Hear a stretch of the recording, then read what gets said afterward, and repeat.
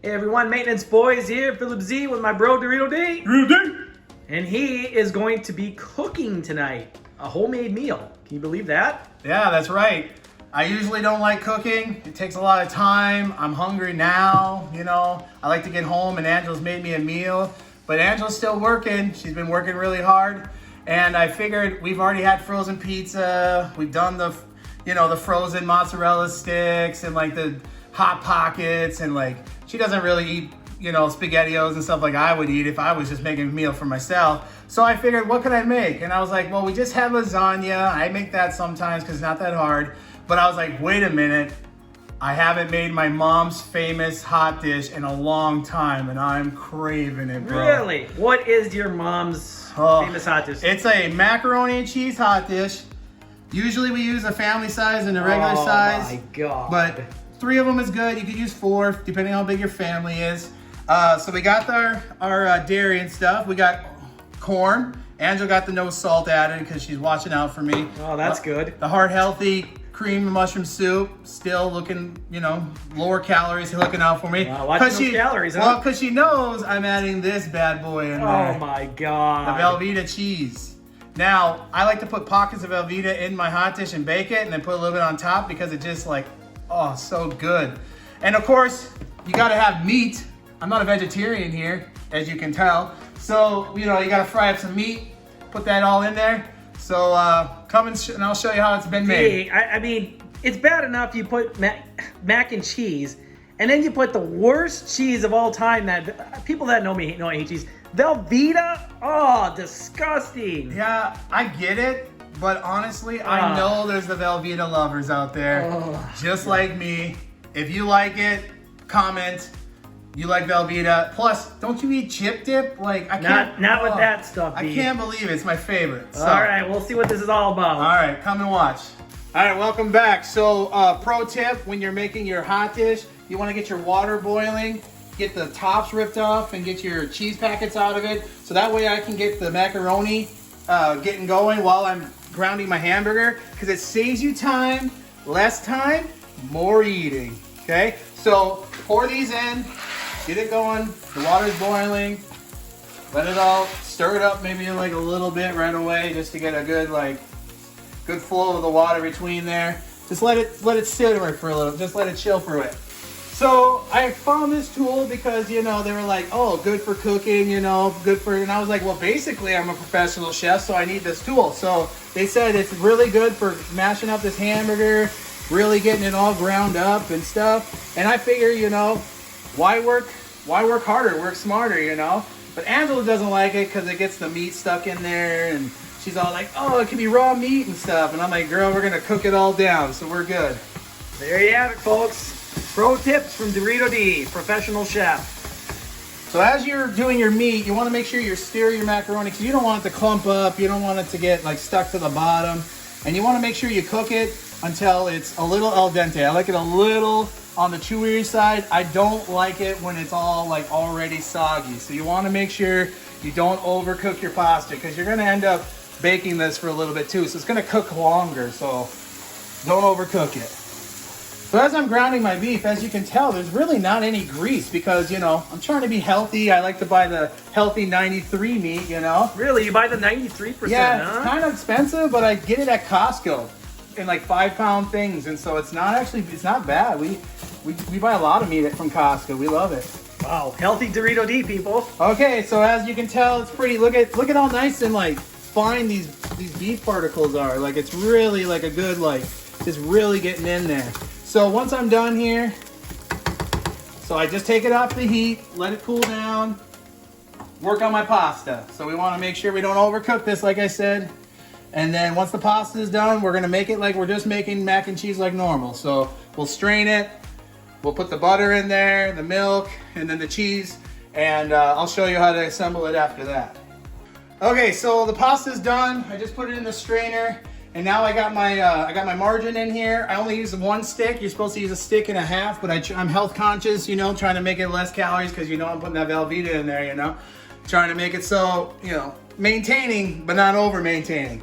But I'm telling you right now, Fairlife milk, more protein, less sugars. Oh, it's so good. It's so smooth.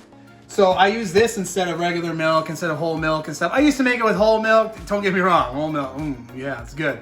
But this is a good substitute. It's gonna get more protein. It's gonna be less fat. It's gonna allow you to eat more cheese. So, all right, so we put this in here like you're gonna do. You're gonna make your macaroni and cheese. It's kind of like your roux, you know, for if you're making a homemade mac. You probably don't know that. I'm surprised you know what a roux was. I know. I don't make homemade mac, but I watch Angela do it from at the couch, you know. But so anyways, you drain your noodles.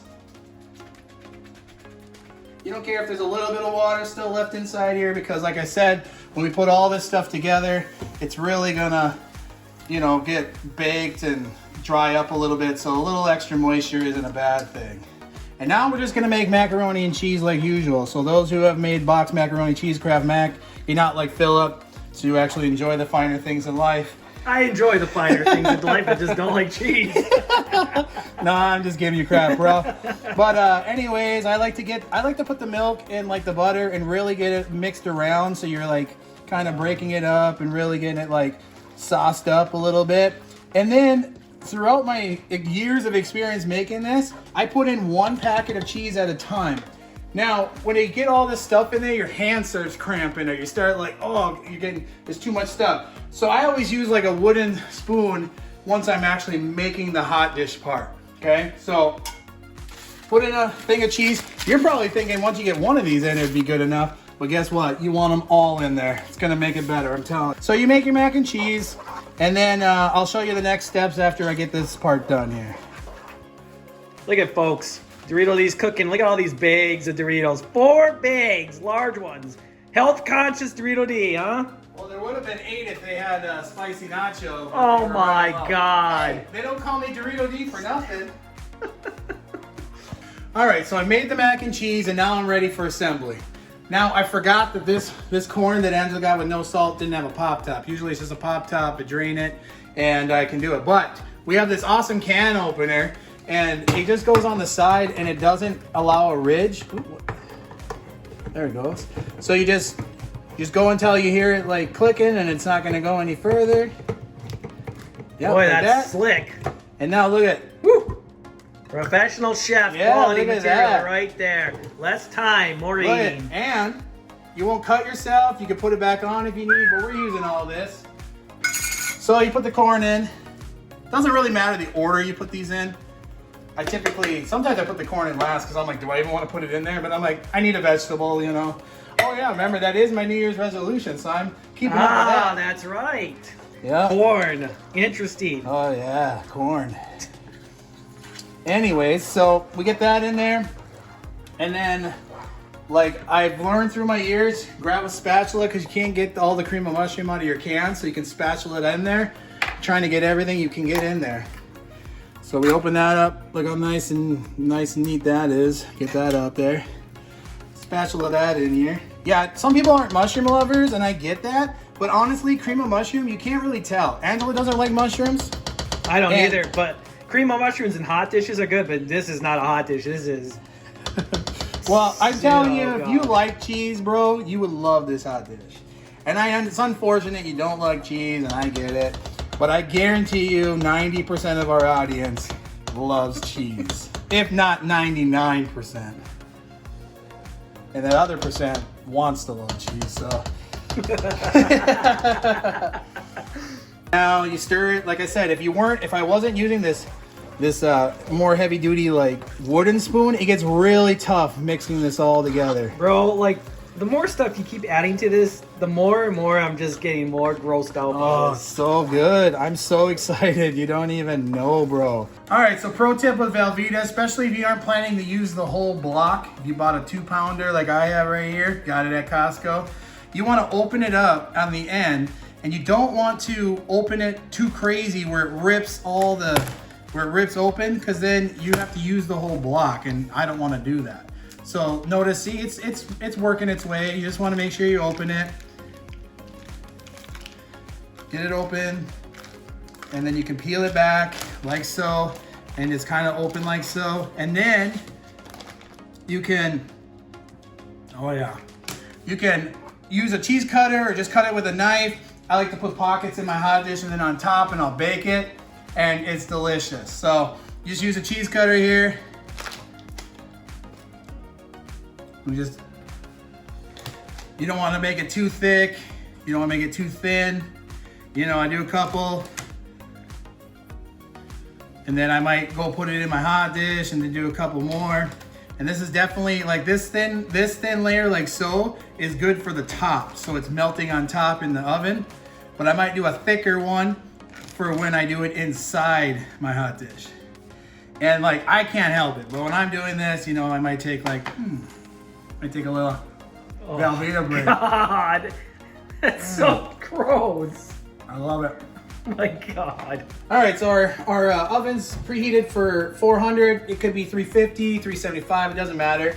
So after I've assembled this, I just kind of take back some of the hot dish and stick in a chunk and then like fold it in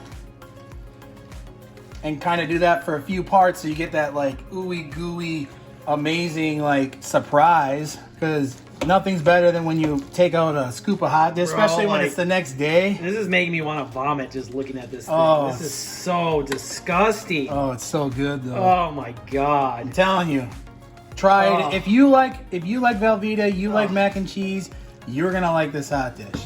So we got it filled, you know, we did our layer of cheese, ready to cover it up, throw it in the oven, 20, 25 minutes until it's melty and all good to go. Pull it out, be careful when you pull it out, make sure you use pot holders because this will get really hot from in the oven. And enjoy. Oh yeah, look at that.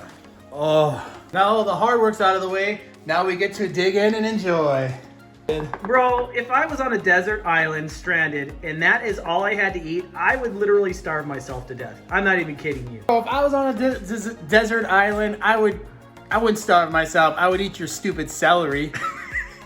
Yeah, but celery's good for you. This is not good for you. It's good tasting. And remember, I'm all about taste.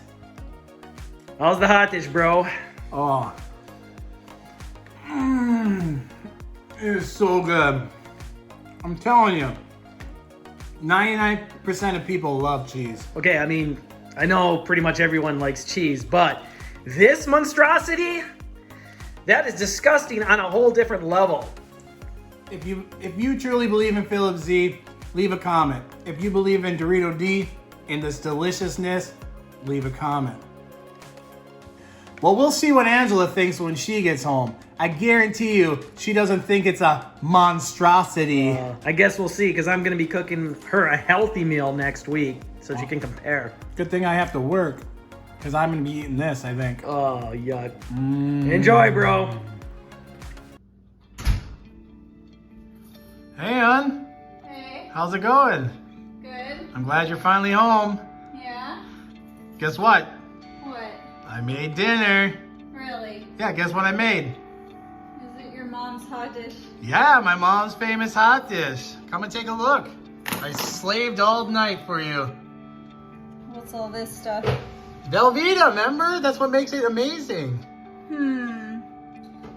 Well, next time you need to put those frozen French cut green beans in there that I got for you, just so you have a little green in it, but... Green beans? That doesn't go in this hot dish. We can't mess with perfection, lover. Well, I mean, I do have some broccoli I guess I could steam with it, so... All right, well, let's get some. Let's eat. All right. So what do you think, honey? You like it? Well, luckily you caught me on a day when I was really hungry. I think it goes pretty good with the broccoli, and it goes really good with this specialty pop you bought me, because it's got a little sweetness to kind of mask the taste of the Kraft macaroni and cheese. But What about the Velveeta? Don't you like cheese? Well, I feel like you should try doing it with just actually pasta and shredded cheddar and do away with that whole Kraft macaroni and cheese thing. Okay, well, I'm all about making stuff, but that sounds like way too much work. Plus, look how much broccoli you have. So Do you even have hot dish in there? Yeah, I mean, I don't know. Tastes good with the broccoli. All right, well, but you enjoy the hot dish, right? I appreciate your efforts. All right, well, thanks, honey. I love you. Love you. Maintenance boys! Maintenance boys! Hoo, hoo.